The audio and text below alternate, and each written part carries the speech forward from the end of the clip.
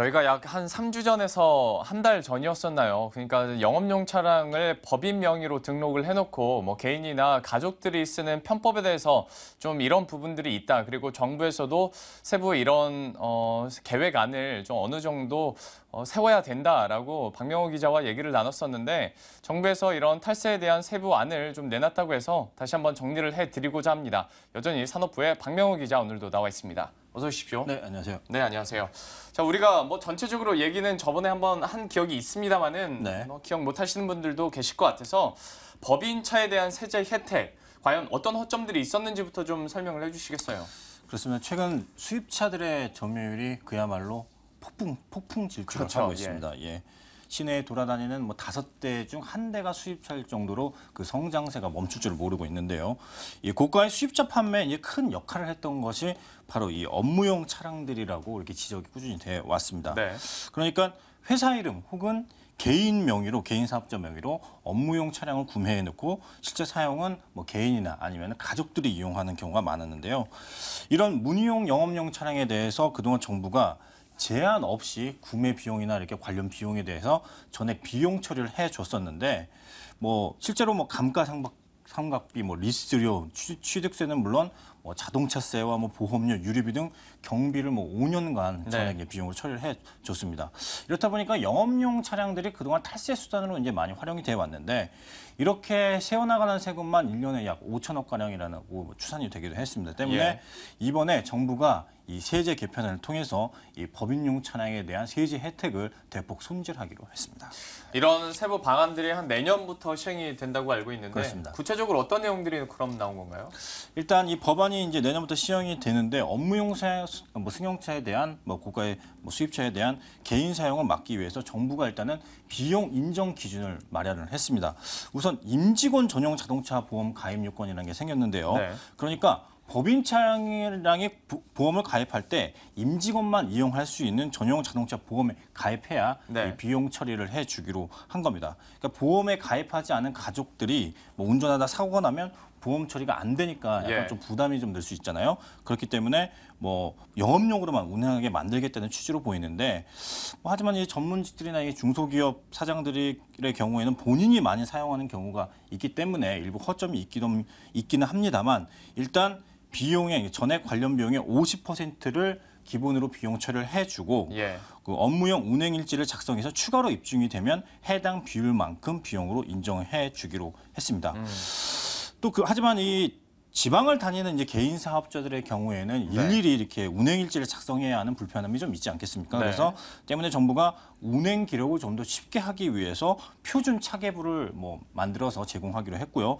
또 이와 함께 운행 기록을 매일매일 기록하지 않고 이 주 단위나 월 단위로 기록해서 인정을 해주는 간소화하는 이제 기준도 마련하기로 했습니다. 이 밖에 업무와 사생활 용도로 함께 사용하는 차량용 업무용 운행 거리를 계산하는 표준 기준도 새로 만들기로 했습니다. 이전까지는 그러니까 보험을 들었었어도 혹여 내 가족이 타다가 사고를 냈어도 좀 불특정 다수로 보험 가입을 할 수 있었기 때문에 좀 혜택을 받았다가 이번에는 조금 더 특정지어서 만약에 이제 가족이 정말 사고를 내게 됐을 경우에는 부담이 될 수밖에 없으니까 정부에서도 좀 이렇게 유도를 하는 것 같고요. 또 보니까 세부안들을 저도 잠깐 보긴 했었는데 구매 비용에 대해서 100% 지원을 해준다 이런 내용도 있었는데 과연 이것이 종전과 어떻게 달라진 점이 있을지도 좀 궁금해지네요. 그렇습니다. 그 전까지는 이제 구매 비용, 자동차 비용뿐만 아니라 취득세, 유류비 이런 것들을 정부가 그동안에 5년 동안 제한 없이 비용 제한이 없다 보니까 이렇게 탈세로 수단으로 활용이 됐는데, 사실 선진국이나 이런 나라들 같은 경우에는 2,500만 원에서 3천만 원 수준으로 이제 세제 혜택을 주는 이렇게 일부 제한이 있습니다. 근데 유독 우리나라만 이런 제한이 없다 보니까 고가의 수입차를 구매해서 활용하는 이런 수단으로 활용이 됐는데, 일단 영업용으로 구매한 차량에 대해서 우리가 언론사들 보면 이렇게 차량들에게 회사 로고가 이제 붙어서 이렇게 옆에 문에 이렇게 다니는데, 그럴 경우에 일부 통행료 이렇게 톨비를 이렇게 좀 일부 할인해 주는 게 있어요, 시내 다닐 때. 근데 이와 마찬가지로 이 영업용으로 구매한 차량에 대해서 회사 로고를 부착할 경우에는 100% 이제 관련 비용에 대해서 비용으로 처리를 해 주기로 했습니다. 운행 일지를 작성하지, 아까 그 그 보험을 가입했을 때는 그 임직원 전용으로 이제 보험을 가입하면 50%만 비용으로 일단 처리를 해주고 운행일지를 기록하면 이제 추가적으로 비용을 처리해주기로 했는데 네. 회사 로고 차량에 대해서는 운행일지를 작성하지 않아도, 쓰지 않아도. 예, 100% 이제 비용으로 처리를 해주기로 했는데 예. 약간 이것도 좀 아쉬운 게 네. 사실은 구체적인 이제 로고 인정 기준이 아직 나오지 않았고 추가로 이제 시행령을 통해서 이제 만들어지는데 과연 이렇게 뭐 시행령이 어떻게 좀 만들어질지 좀 악용하는 사례가 좀 나오지 않을까라는 또 좀 우려가 좀 있고요. 네. 일단 이런 기준을 이제 아까 말한 보험 그리고 이런 로고 기준을 충족하지 않은 차량에 대해서는 정부가 앞으로 이 비용을 전액 한 푼도 이제 인정해주지 이제 않기로 했습니다.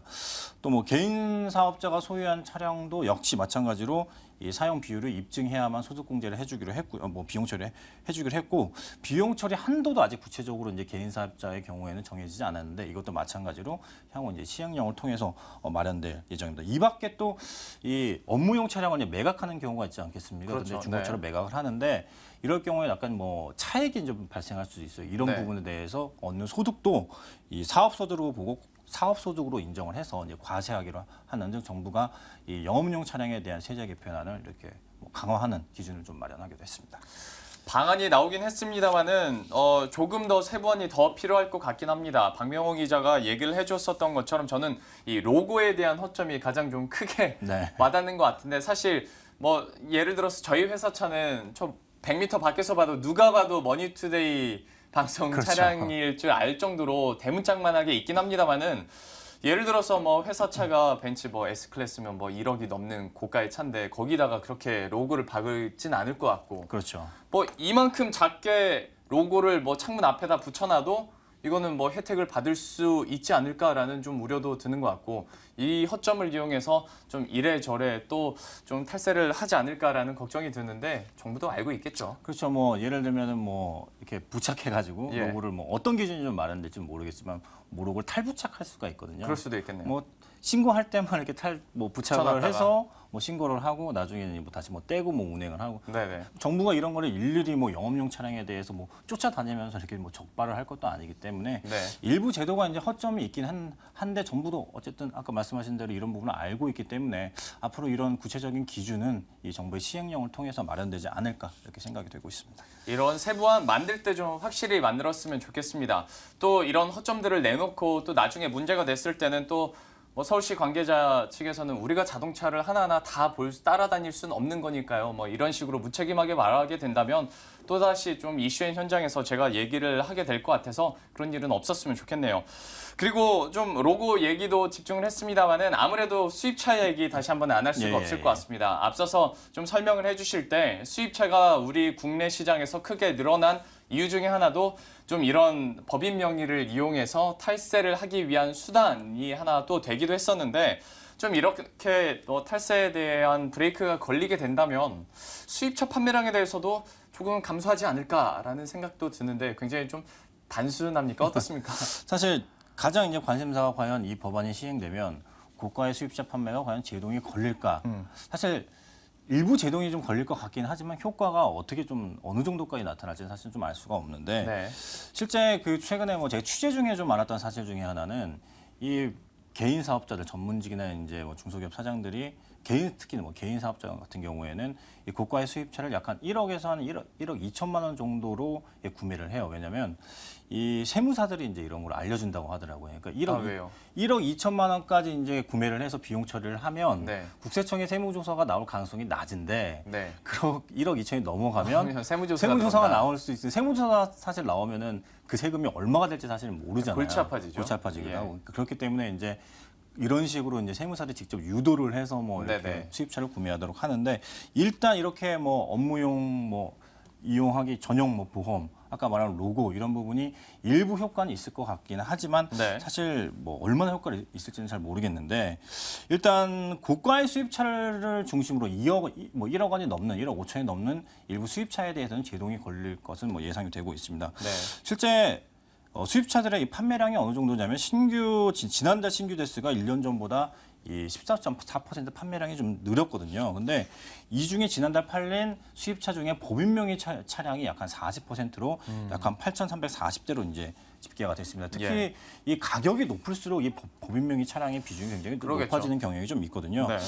지난해 이제 1억 원 이상 수입차 가운데서 총 1억 원 이상 수입차가 총 약 한 14,900여 대가 팔렸는데 이 중 약 한 83.2%, 10대 중에 한 8대 가량이 업무용 차량으로 나타났고 네.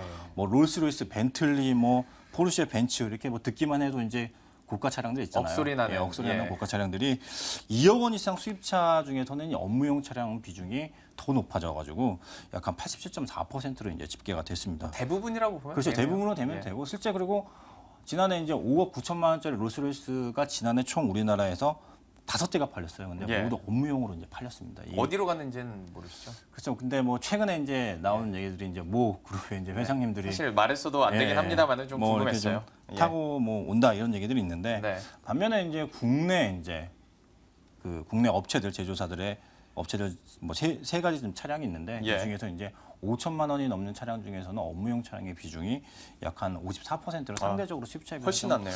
낮은 경우가 좀 있습니다. 근데 예. 아까 좀 전에 계속 말씀드렸듯이 이제 그 로고를 달지 않으면 50%만 인정해주기 때문에 상대적으로 좀 가격이 낮은 국산차로 이제 영업용 차를 구매하지 않을까 좀 생각이 좀 들고요. 또 뭐 고가의 수입차에 대해서 뭐 로고를 다는 경우는 뭐 많지 않기 때문에 그렇죠. 뭐 탈부착을 뭐 못하게만 좀 만들면 뭐 가능하지 않을까 좀 싶습니다. 네. 다만 이 법안이 이제 내년부터 시행이 되기 때문에 앞으로 하반기 사실 뭐 많이 남아 있거든요. 그리고 하반기로 갈수록 이 수입차들의 판매량이 조금씩 이게 느는 경우가 좀 많아요. 네. 프로모션도 많이 하고 신차 출시도 올해 같은 경우에는 특히 이 메르스 여파로 이 수입차들, 국산차들뿐만 아니라 수입차들의 이제 신차 출시가 하반기로 되게 굉장히 좀 미뤄져 있고 집중이 예. 돼 있기 때문에 이런 신차들 출시 효과 그리고 이런 뭐 내년부터 이제 시작되는 이 법인용 차량에 대한 세제 효과, 세제 혜택 축소로 아마 올 하반기 수입차들의 판매량은 일단 단기적으로는 좀 늘지 않을까 이렇게 생각이 되고 있습니다. 호황제가 함께 겹치는 것 같습니다. 그렇죠. 그런데 네. 하반기에는 오히려 이런 혜택들을 그나마 마지막 좀 끝 물살을 타기 위해서 수입차의 오히려 판매 증가도 한번 예상을 해봤고요.